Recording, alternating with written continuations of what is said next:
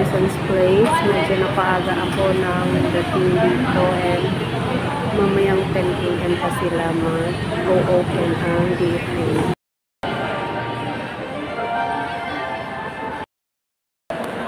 There is a third level ang DFA. There is a top level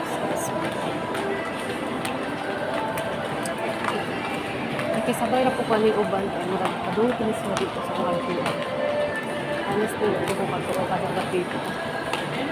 Sa third floor.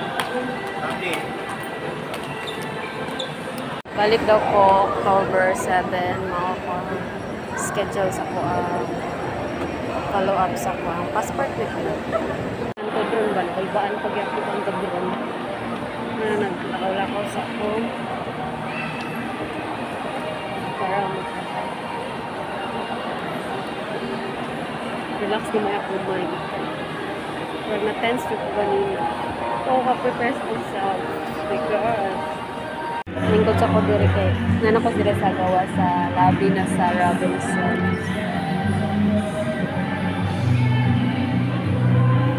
Tapos ang i-relax ko ang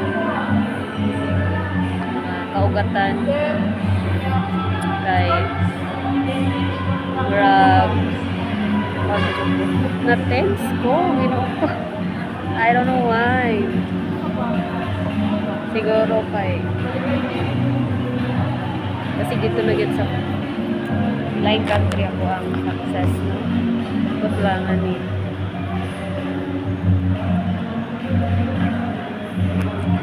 ang kuhan pag magpa-deliver ka sa ilang passport through LBC, ilang courier, dayon 150 ang pa-deliver. And kung gusto po ka na ako sila passport cover which is 50 pesos. Naanglan yun nga Xerox pa si mo ang ID, duha ka valid IDs.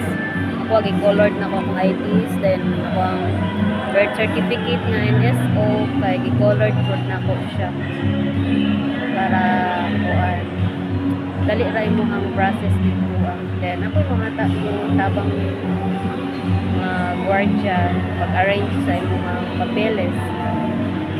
Ambot lang depende siguro sa asa nga DFA, no, pero diri sa DFA tabang gina-assist yun nila ang mga clients nila sa pag-arrange sa kuan sa mga papers kay para pag-abot nimo sa front desk dali na lang.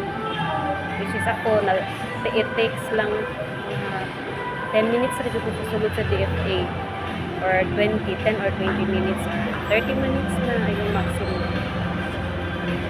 Yan lang pa. Naapaday ko idungan katong sa pagbayad nimo, like sa kuan nagbayad ko sa kuan Western Union sa bayad center nila. Duha ka kape ang kuhaon sa DFA, isa para sa imo ha, isa po para sa DFA. Tatakan mo gusto nila kung kano sa kamo follow up sa passport. Ito na ang kuha physical nga passport nila. Kinahanglan duha imo ang i-print